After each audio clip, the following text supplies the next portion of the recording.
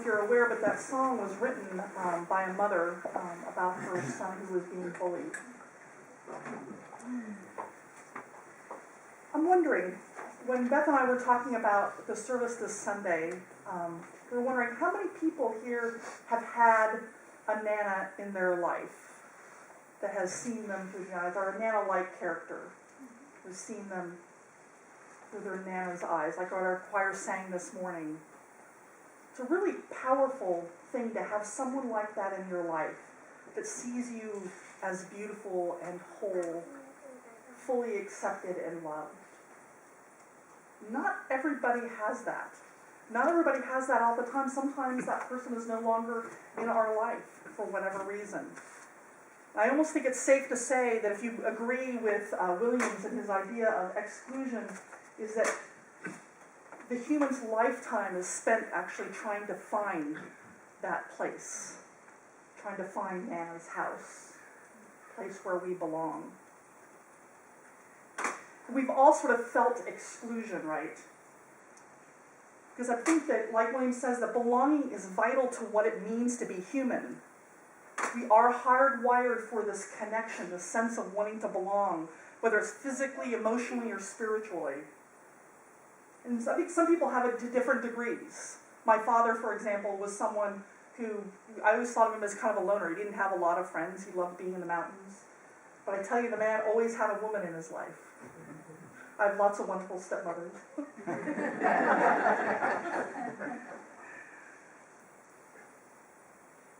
But I think that if belonging is sort of our heart's desire about what it means to be human, then exclusion is really about dehumanizing people. It makes them less than others, makes them less than fully human. I think that almost everybody here can probably think of an instance when they felt excluded. I think sometimes, maybe you also think sometimes maybe that when you excluded other people. It's sort of funny, I've been traveling, I've been all over this United States in the last 4 to 5 years. I've been in different districts, in our Unitarian Universalist districts as a minister. I'm newly settled here. I was previously in South Bend, and before that I was in Nashville. So there's different districts, and as you go there, the ministers have, for each district, there's sort of a district meeting of ministers, and then there's the local minister clusters. So for example, here all of the ministers in Orange County get together once a month and sort of support one another, and we ask each other questions. And I'm amazed at every time I go to one of these, whether it's a district or a cluster one, how they're very different. Ministers are not perfect at this belonging thing. Some of them are really bad at it. I'm really blessed, actually, in this district. I have felt very welcome. And it isn't true for every single district or every single cluster. It seems to be sort of almost this human thing that we don't always know. How do you include people? How do you make them feel welcome? And how does it feel to be excluded? I mean, there's different ways that we can exclude, right? You can ignore someone. I mean, who hasn't had someone, turn the cold shoulder to them? I think sometimes this is what a lot of women do in relationships. My sister and I do this when we're mad at each other. We just ignore each other. Another way is to be ridiculed. I think this happens a lot, in particular with men. It's a way of excluding them. Other ways is there's inside jokes, using insider language. If I were to say you, most people in this room would know what I mean, but a lot of people, if you're new, don't understand that you means Unitarian Universalist. And then, of course, there's labels, right, that we use to talk about people. Those Democrats, those Republicans, those Christians, those pagans. Depending on how we use them, whether or not we identify with that, it can be another way to exclude. And one of the ways that we include people, it's sort of it's an intentional thing, but we all know it when we feel it. When people meet us, they talk to us at our eyes, right? When people ask us questions about ourselves, when they don't make assumptions, when they're genuinely interested in us. When they invite you into their space, invite you into their personal space. Belonging really is about being seen for all of who you are, not just a label, or not just one part of yourself. It's about being accepted. Now, most of what I've talked about is interpersonal types of ways that we do things, about exclusion or inclusion. But what happens when we exclude on a cultural level, on a societal level? Well, that's what we call oppression. Now, most of us in this room, not all, but most of us may not have had the experience of being oppressed. Maybe not for long periods of time by an entire society. I think it's part of our jobs as Unitarian Universalists is to help us understand what is oppression and what does that mean. But how can we if many of us have never experienced that kind of oppression? Well, as someone who's also sort of, white middle-class American, I'm not someone who has experienced a great deal of oppression in my life. As a woman, okay, yeah, I've had some sexist remarks. Most of the time I just think that people are idiots and it doesn't bother me. It's not something I encounter necessarily on a day-to-day basis, but I bet there are people here in this room in a generation that did experience it on a daily basis. But I did have an interesting experience that gave me sort of an inkling and eye into all of this years ago. It was back in the late 1980s when I was in my early 20s.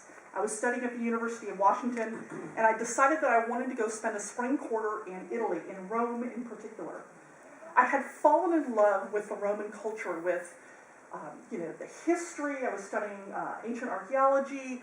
I mean, the food is still my favorite food. I mean, Italian food, wine.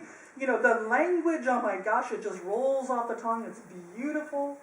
I loved everything about Italy, and I still do. I was so incredibly excited to go there. Matter of fact, I had to work 3 jobs. My parents didn't have a lot of money, so I had to work 3 jobs. I remember I also took extra classes so that I could learn Italian. My parents were someone who had traveled a lot, and I'd heard lots of stories about ugly Americans. Well, I didn't want to be an ugly American. I didn't want to stand out. I wanted to fit in as much as possible, and the best way I knew how to do that would be to try to emulate them as much as possible, learn the language as much as possible. Well, because I wanted to sort of belong as much as I could, I brought my best clothes. Because I heard that in Italy, in particular in Rome, that people dressed up a lot more. So I remember packing my absolute best clothes that I had. I was an undergraduate, so it wasn't like they were really throwing, but for me they were good. But I remember the day that I landed in Rome, and it was a beautiful day, and I was so excited, I was thrilled to be there. And I was, with my other colleagues, as we were getting together with all the other students and our professor and everything. We landed there, got to our place, and it was pretty obvious right away that I was going to stand out. I mean, I was blonde, blue-eyed, very fair-skinned, in a city of people that were mostly dark-haired, dark-eyed, and somewhat swarthy. Romans tend to be more toward the southern Italian kind of swarthiness to them. But it wasn't just that. It wasn't just the way that physically looked, but the way I moved, the way I talked. They move. They just do everything very differently. Well, I thought, okay, fine. So I'm not going to fit in. I'll still look like I'm an American or something, But I'm just going to be really nice and smile a lot, and people will respond to that. Well, where I lived and where we went to school was kind of about halfway across town. So every day, back and forth, we would troop. And oftentimes, after a while, by ourselves. We started off doing it together, and then we would do it by ourselves. And I remember we were starting to get, particularly when we're starting to get harassed by some of the men there. We'd hear this little psst. Somehow they thought this was supposed to be attractive. I have no idea why. They'd accompany it with a little gesture. Psst. I don't know entirely what that was either. But anyway, at first it was sort of like, what in the world, And, you heard about Italian men, most women have. It was like, oh, okay, oh, isn't that funny, we all wondered where we were going to get pinched, we thought it would be sort of funny and hilarious. And the first few times, it was kind of funny. It was like, oh, see, that's that thing, we heard about that. But then, after a while, it got really annoying. You'd be walking along trying to enjoy what you're seeing or doing, and you know what time it is? Tell me what time it is. They try to get you, and you're like, come on, just, leave me alone. And then after a while, it got more than just annoying. It got really oppressive. It was like we didn't want to go out by ourselves. We wanted to travel in packs. And I went to my professor sort of like, man, this is really annoying. He's like, well, just make sure you're walking with a guy. And I was like, why should I have to worry about walking out around on my own? It just seems sort of a strange thing to me. Why can't I just walk out wherever I want to? I remember it started getting me really angry at men in particular. Any man who came up to me was like, stay away from me. Because I felt like I was being dehumanized. I wasn't being seen for who I am. Because exclusion or oppression isn't about just ignoring or ridiculing someone. It's taking away their humanity. All I was seen was as a blonde-haired, blue-eyed young thing. For some reason, men wanted to harass. I remember that feeling of anger, that seething anger. It stayed with me. By the time I was left there, after about 2.5 months, I was really, I can't describe to you the amount of anger that I had. And I remember thinking, I'm so angry toward men, which is really bad because I'm not attracted to women. And so how am I going to do this? I was serious. I was like, how do I get over this? And I remember I cured myself because immediately after I went up to England. If you've ever been to England, to get men's attention there, you have to hit them over the head with a brick. These are very forward men. But I remember my first day in England, I'm sitting there on the corner, I'm trying to find my bed and breakfast where I'm going to say I've got my big travel backpack on, and I've got my map out, I'm trying to orient myself and everything. And this very nice man comes up, and just very innocently says, "Oh, you look a little lost, can I help you?" And I about bit his head off. No, I'm fine. I thought, okay, I've got a problem. He was just being nice. But I remember there was one moment it was a few weeks later, and I was in London on the tube. I was going into work, and with all the other commuters that were there, I found a job. And as I was sitting on the tube in their underground railway system, I looked around, and everybody was reading their morning magazine or chatting or something, or looking off into space. And I realized, wow, nobody's looking at me. And unless I open my mouth, nobody knows I'm different from anybody else here. And it felt like this incredible relief. I don't have to stand out. I don't have to worry about someone looking at me or treating me differently or any of those things. And it felt wonderful. It felt sort of like illicit, like, oh, I know something you don't. But it felt just this incredible relief. And all of that got me thinking, what must it be like to spend your life in a society where you constantly stand out? I just experienced 2 months of being sort of harassed, annoying. And it wasn't every day, but it was, at least every other day, you would get something would happen. And that seething anger because you feel so helpless that you can't do anything. What must it be like to live that way for years or for a lifetime? It made me realize and understand some of the anger that some people in our society who have been ostracized feel.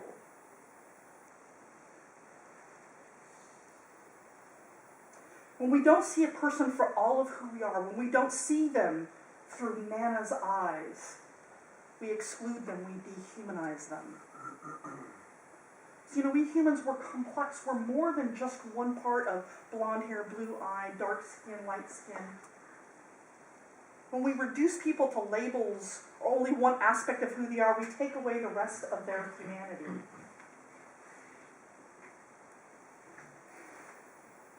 It's interesting, the last, 20, 30 years here in the culture in the United States, we've been working on diversity training, right? Who here has been through diversity training in your workplace, anywhere here in your church? Yeah, we've been doing it here.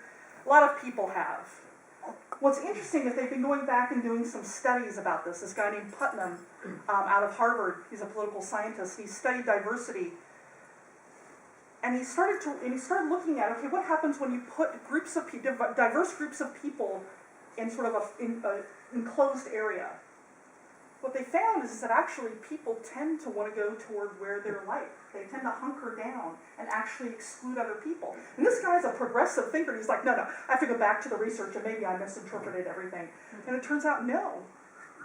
It is very human nature to want to belong to your own people. We've been trying to figure this whole diversity thing out Because, it is a relief to not stand out. I think the problem is about diversity training isn't necessarily we're doing diversity training and pointing out the ways that we exclude people. I think it's the way that we do it. When we reduce people to talking about that aspect that needs paying attention to, whether it's gay or black, white, or ability or being elderly, all of those sorts of things, we tend to emphasize that one aspect of the person, and we can't find those places where we connect. We do need to talk about these things, but people are starting to change the way that they do diversity training and starting to help people realize that people are not labels, they're full human beings, and to relate to people on that fullness, not as their differences. Because, what's a progressive to do, right? We all know diversity is important. We know it's important for creativity, for ideas, for acceptance of one another. It's how, if we don't have diversity, if we don't accept one another, that's how wars come about. We know that ultimately it leads to destruction, and yet somehow we as a human race are having a really hard time struggling with this. And I believe that the answer to all of this is learning to build Nana's house. Like the choir was singing, to see people through Nana's eyes, to see them as beautiful. And I think this is why we need church. This is where we come to practice that. Martin Luther King, right, he said that church is the most segregated hour in the nation, right, on Sunday morning. But can you blame people? Imagine if you're someone in a society where you were ostracized or excluded, ignored, dehumanized for almost all the other hours of the week. But just one Sunday a month, you get to go to a place where you can have that relief of fitting in. It's an interesting thing is that churches are actually trying really hard to be multicultural, to try to bring in diversity, and we do need to do that. The thing is that we're actually really terrible at it. It turns out that only about 2 to 4% of congregations out there are actually fully multicultural diverse. So what makes them work? What they're finding about all of this is that it's not about trying to find commonalities. It's not trying to... The main thing, there are 2 things that you have to do. First of all, you have to be incredibly intentional about it. And that takes hard work. You have to constantly ask yourself, how am I being welcome? Okay, how would a parent feel coming in here? How would someone who is transgender feel coming in here? How would someone who is Native American feel coming in here? And the other thing that they do is that they try to their best, their spiritual practice is to see everyone through Nana's eyes. And it takes incredible intentionality to do that. We Unitarian Universalists, we have spent millions of dollars. We have spent decades we have an entire department out at the UUA in Boston called the Multicultural something department. And they're doing really great, they're doing really great work. Because the other thing is you have to educate yourself on these things. We have to educate ourselves.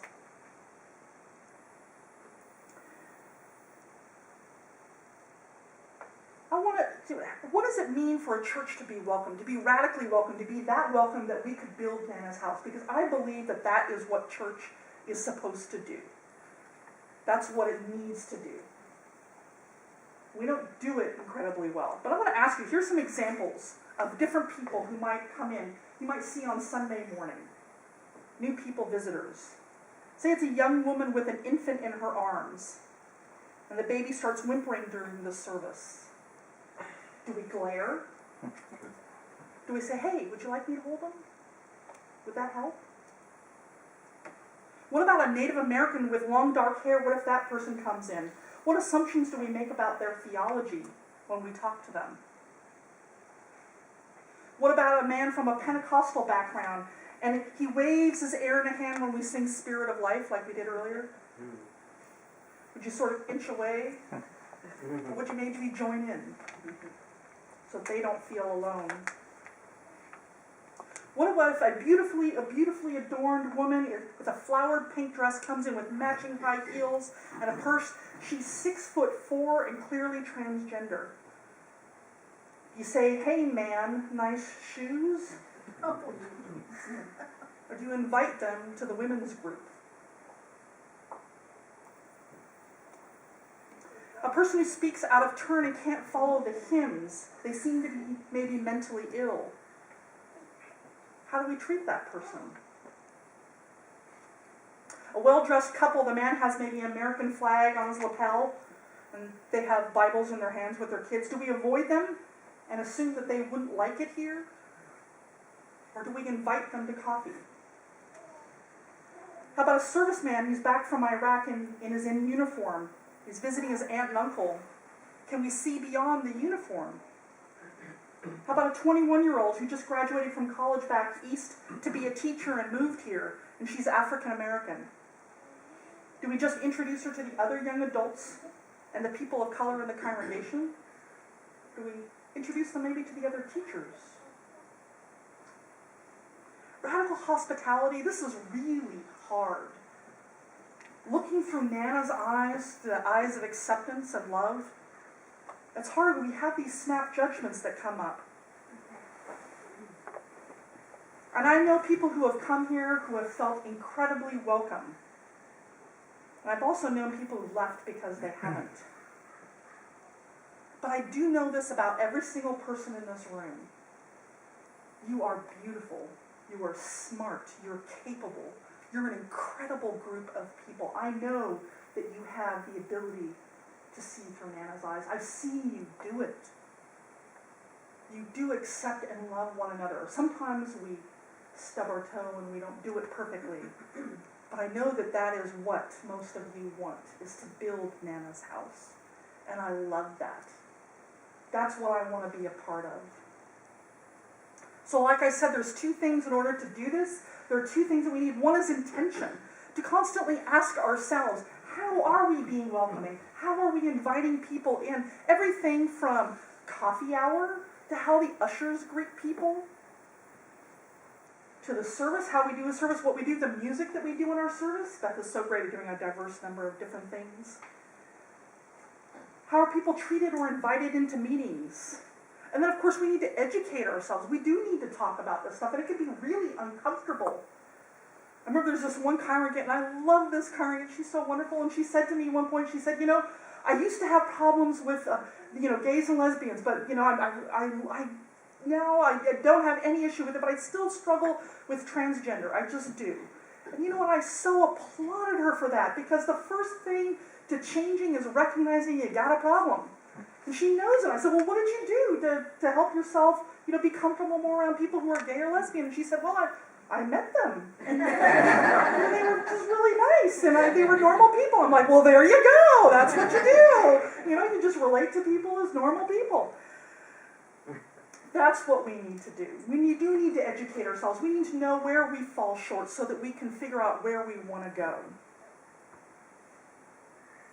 So what will you do to help create Nana's house, that house of belonging? Can you see people through Nana's eyes?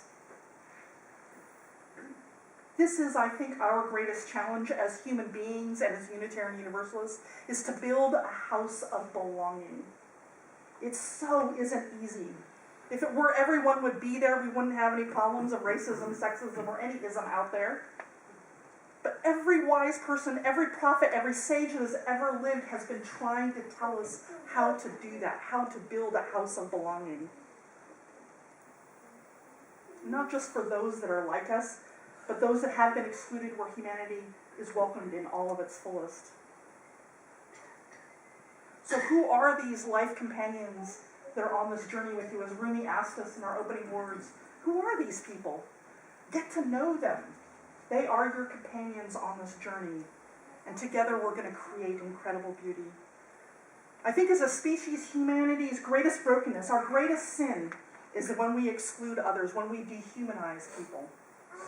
And it may be part of our base nature to be afraid, to exclude, but I believe it is our highest calling to be our best selves, is to include, to create that house of belonging to create Nana's house.